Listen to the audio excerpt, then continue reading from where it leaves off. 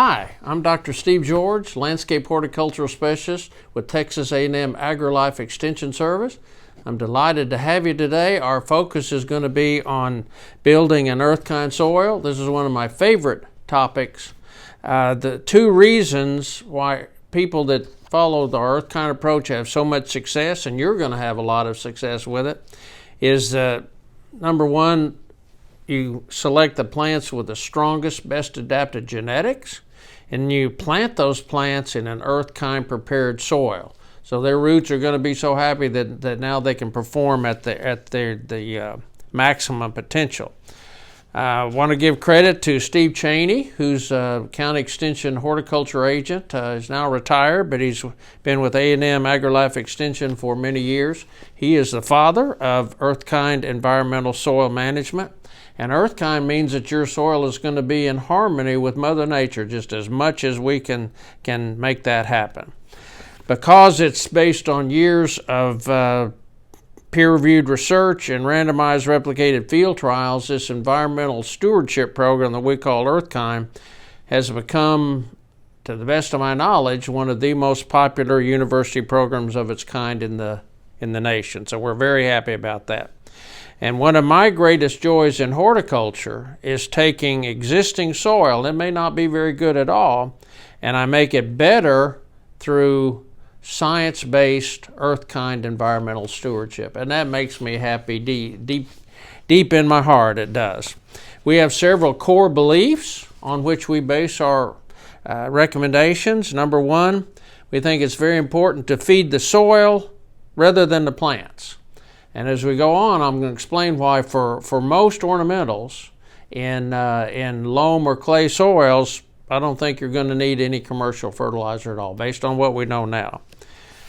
Another foundational belief in earth-kind soil management is we want to emulate how Mother Nature handles the floor of a mature hardwood forest. Have you ever walked on a forest floor? It's nice and springy. No one fertilizes those huge forest trees except Mother Nature. And how does she do it? She drops leaves to the ground. Leaves are higher nitrogen, so they start that beneficial breakdown or decomposition process first. And then she drops twigs and limbs, and they fall to the ground and gradually, that's very important, they gradually decompose. And that decomposition into humus, that's what feeds the soil microorganisms. So that's extremely important. We want to keep the soil microorganisms happy. And I would also share with you it's much, much better to improve the soil that you have now rather than to bring in a bunch of soil. Over the years, I've had many people that have brought in soil thinking they're doing the right thing, and they've been very unhappy because it's had nutsedge in it. And oh my, I don't know if you've ever had to battle nutsedge, but it is a tough problem. I'd like for you to remember our earth-kind motto, which is compost once, mulch forever. And that's a principle that was first articulated by Mr. Chaney. He's a smart guy. You know, I've taught him all I know. But in spite of that, he's still very smart. For example, if you have a plant that lives 100 years, and we have some roses in Texas that can live that long, so as long as they don't get rose rosette. But in earth-kind, if you have a plant that lasts that long, you just add compost one time prior to planting, and from then on, you just mulch it, okay? So that mulch is going to break down into humus. That's exactly what we want. So you just come in and add mulch probably twice a year to bring that mulch layer back up to 3 inches. That's all you have to do. It's very low maintenance. Once an earth-kind bed is in and mulched, it's the epitome of low maintenance. All right, how are we going to build this soil? We have three great materials to help us. Two of them are soil amendments. Now, soil amendments you work into the soil, okay? The other one's going to be a mulch. Mulch stay on the surface of the soil. The first and foremost among the soil amendments, I cannot overemphasize how great it is if you'll work in fully finished plant-derived compost. It needs to be fully finished or fully aged, not half raw. If you till in compost that's half raw, or any wood or paper product, it's going to cause big problems. It's going to rob your plants of nitrogen. And we've had much better luck with compost that's plant-based, and I'll rather than based on manures. That's in general. I'll explain it as we go. You want to till that compost in to a depth of 8 inches. And I'm a scientist, and there's a lot of reasons why we know compost is so good, but this compost is so good it's almost magical. I mean, plants love it. It provides a great start for root establishment and plant growth. Now, I will also tell you, well-rotted horse manure is a wonderful soil amendment, and it is a close second to fully finished plant-derived compost. I want to share with you, though, that here in Texas, we've seen several instances where if people added large amounts of feedlot cattle manure to at least a clay soil anyway, that salted that soil out because that manure had a lot of salt in it. So please be aware of that. Now, another great friend to us in this building an earth-kind soil is expanded shale. Now, you only use expanded shale in a sticky, heavy clay. Only in a heavy clays, but man, it's wonderful. It is the most effective material, to my knowledge, that will open up and aerate a sticky, heavy clay. You till it into a depth of 8 inches, and that takes and boy, if a tight, compacted clay, that takes a powerful tiller. You may have to hire someone to come in with a tractor-mounted tiller, but I guarantee you won't ever have to do that again to that bed, not after you add the shale. Great attribute of the shale, it opens up that heavy clay almost immediately, rather than 2 or 3 years later, like I've experienced where I've tried to open up a heavy clay with just organic matter.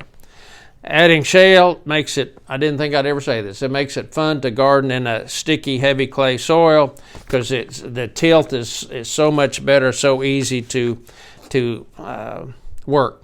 Now, expanded shale, you only apply it one time only. It's in essence a permanent change to the physical nature of the soil. And again, you only need it in sticky, heavy clays, not for any other soil type. For more information, please check out a recent Facebook video we did entitled Expanded Shale Great Improvement for Sticky Clay Soils. We go into it in even more detail. All right, so those are the two things we're going to work in, the expanded shale only in the clay soil. Now, all soil types we want to mulch. Mulching is incredibly important. Mulch is a layer of material just on the soil surface. I'm a huge fan of organic mulches because I want them to slowly break down into humus. Humus is the thing that makes topsoil so fertile, and it's going to do wonderful things. If you're going to purchase mulch, what I recommend is shredded hardwood mulch.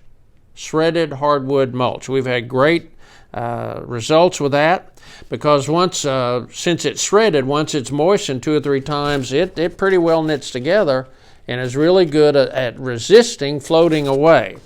In my experience, any kind of wood, if it's shredded, because it stays in place, is much better than the same wood if it was cut into uniform cubes. I've had bad luck with cubed pieces of wood because they, boy, in every rain, in my experience, boom, they float. All right, that shredded hardwood mulch decomposes into humus at the proper rate. What you're going to see when you first build this bed, we want you to add 3 inches of a good organic mulch, shredded preferably. A year later, or during that first year, the bottom inch of mulch decomposes into humus. Thank you. That's just what we want it to do. And earthworms will work that in for you. By the way, you don't need to buy earthworms. When you add all that good compost, they're going to come on their own. So you go out to this bed a year later, that mulch layer that was 3 inches is now down to 2 inches. You don't have to scrape that mulch off and spade up the soil. Mother Nature doesn't do that on that forest floor. You just add some more mulch to bring it back up to 3 inches. And you're going to tell, the way you can tell that you're really helping your soil is that first year, that bottom inch of mulch decomposes in a year's time. The second and all the other years, that bottom inch of mulch is going to decompose in only 6 months. And that shows you really have increased the microbial populations in your soil, and that is a wonderful thing. Now the decomposition of mulch into humus, that's what feeds the microorganisms and improves the soil health, so it's our super slow release fertilizer. 3 inches of mulch can also greatly reduce the soil temperature, which is a tremendous help to plants in tolerating our summer heat. All right, let me show you how easy this is. There are only 3 major soil types. One is sand. You do not need a raised bed. You do not need expanded shale. What you need is 4 to 6 inches of that really good mulch that we described. You would only have to fertilize if it's indicated on a soil test. So you certainly need to get a sandy soil tested. Now you also need 3 inches of that great mulch that we talked about. Okay, they're all going to need that same mulch. That is a constant. Boy, I made a mess here.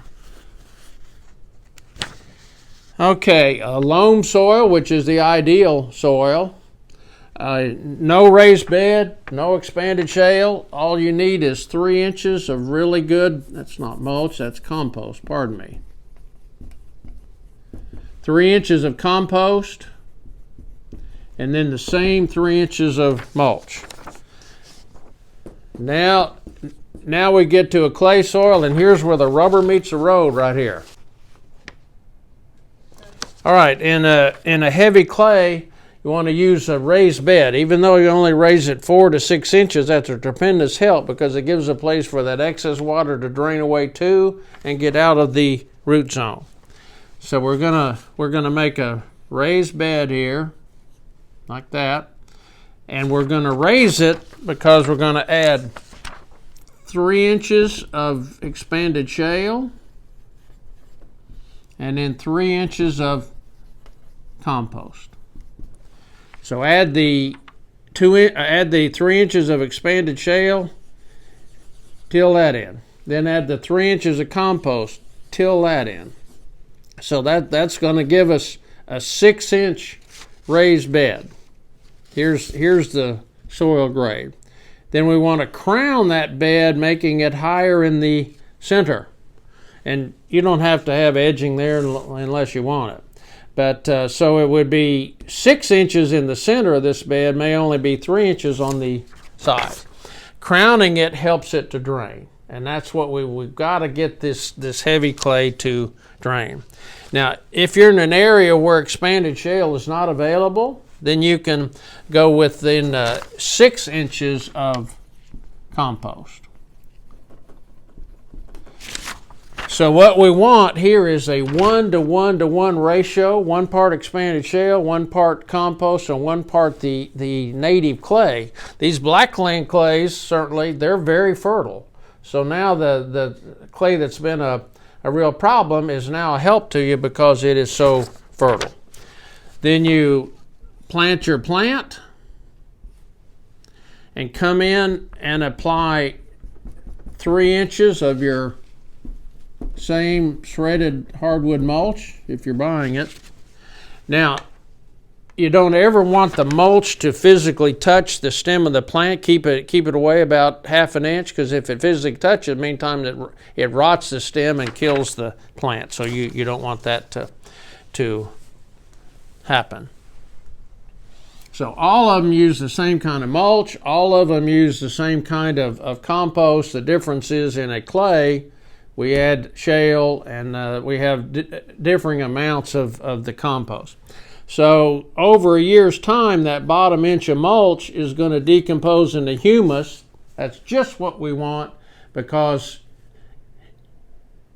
humus is the what makes topsoil so fertile, and earthworms are going to work that in for you. So you got to go out here a year later, your mulch is down to 2 inches.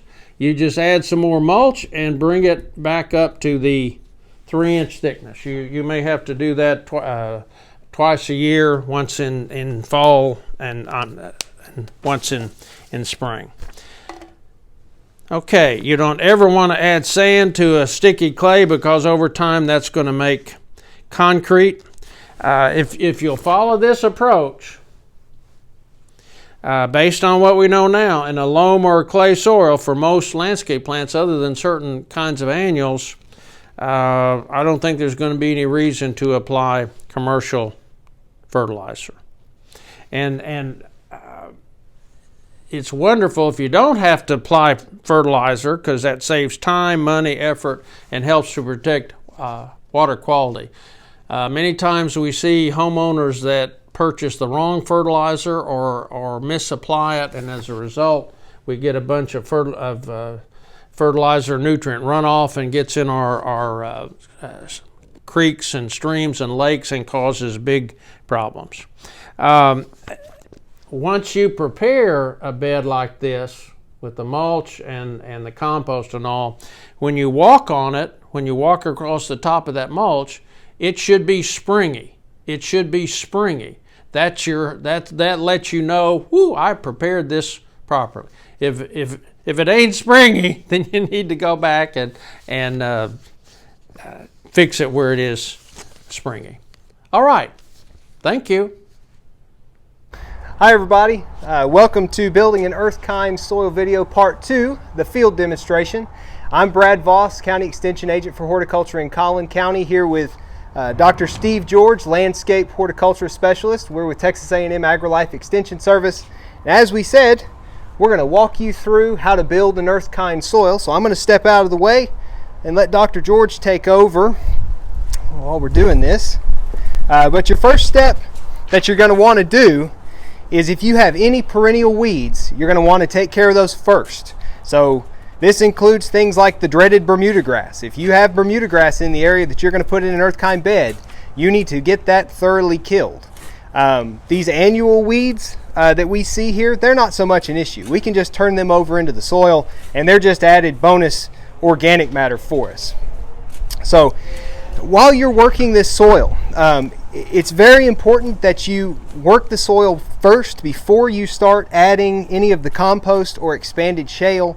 What we're looking for are any different textures that you may have in the soil. We want it to have our textures as homogeneous as possible. We're looking for textures that might inhibit water flow. You might get down 2 to 3 inches in the soil and find a spot of clay that's as hard as a rock that you need to devote a little extra time to getting it broken up. So very important, don't skimp on this step. It's going to make working the expanded shale and the compost in much easier when we get to those steps.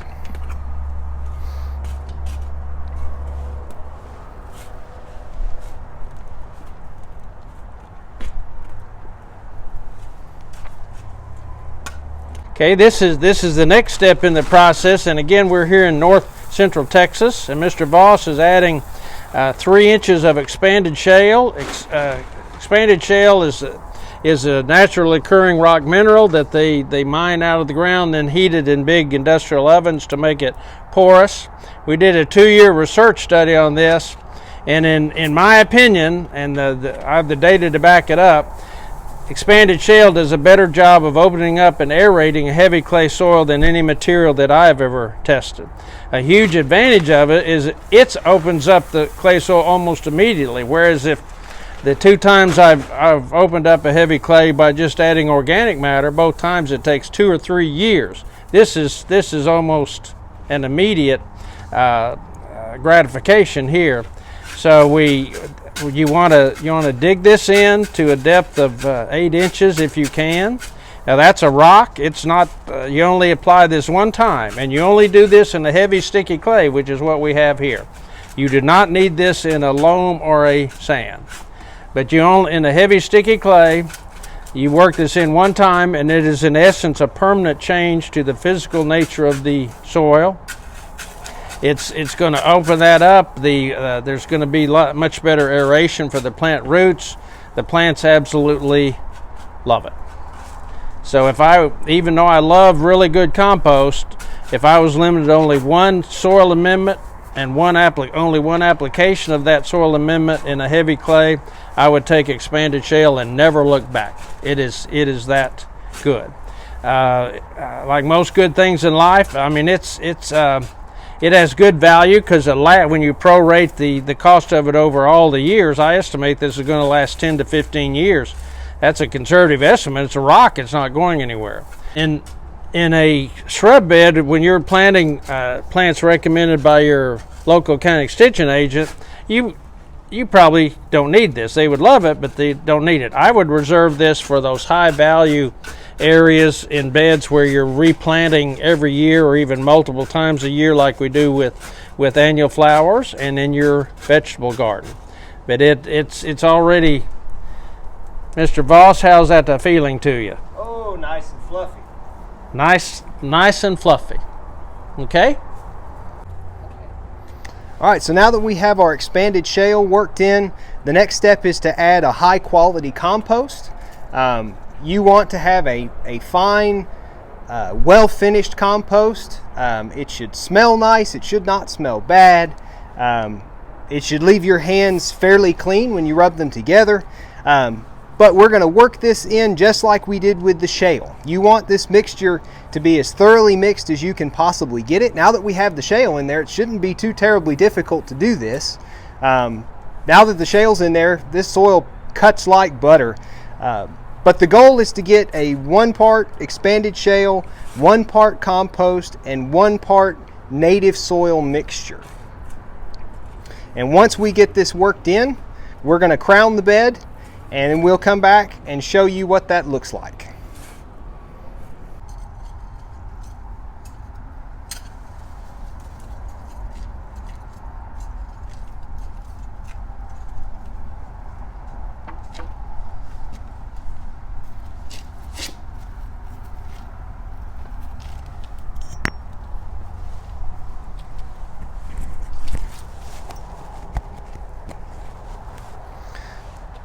So what Dr. George is doing here is what we call crowning the bed. And essentially that is you have a higher soil height in the center, and you gradually slope that bed down to a shorter height on the edges. For this bed, we're looking at approximately 6 inches height in the middle and about 3 inches on the surrounding sides. In this case, because we're up against the side of a house, and probably not a good plan to have water running down to your foundation, we went ahead and just sloped it on the 3 sides. But the reason you do this is so that excess water can actually drain away from the beds. Okay, we've worked in the expanded shale and the compost. We've crowned it. Now it's ready to plant. And of course, with any plant, you want to dig a hole where it no deeper than the root ball, but about twice as wide as the root ball. There's a real danger of planting them too deeply. So dig it about the same depth as the root ball, and then we'll cover the root ball with about 1/4 of an inch of growing mix.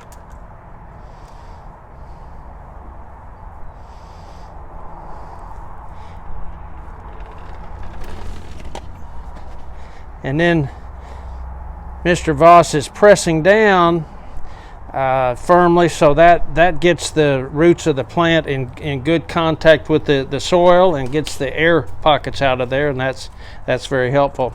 Now, what's wonderful about earthkind in a loam or clay soil, other than perhaps certain annuals, so far our research tells us that you should not have to apply any fertilizer, no commercial fertilizer, no commercial organic fertilizer. The plants we're going to recommend to you, their genetics are so strong that when you prepare a bed like that, and with the mulch we're going to put on it, other than a few annuals and perhaps some vegetables, I don't think you'd ever have to fertilize anything. And that's wonderful for the environment. It saves you time, money, energy, and it's great for the environment. We're not putting out any fertilizer that could potentially be a problem in our waterways. All right, now we're going to show you how to apply the mulch.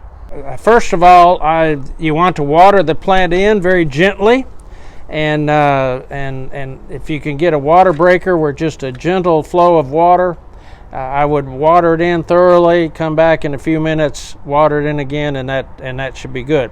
Now the last step is mulching. This is shredded hardwood mulch. This is what I prefer, and if you're going to buy mulch, this is what I would recommend. The fact that it's shredded is a huge help because it helps to prevent it from floating away in a rain event.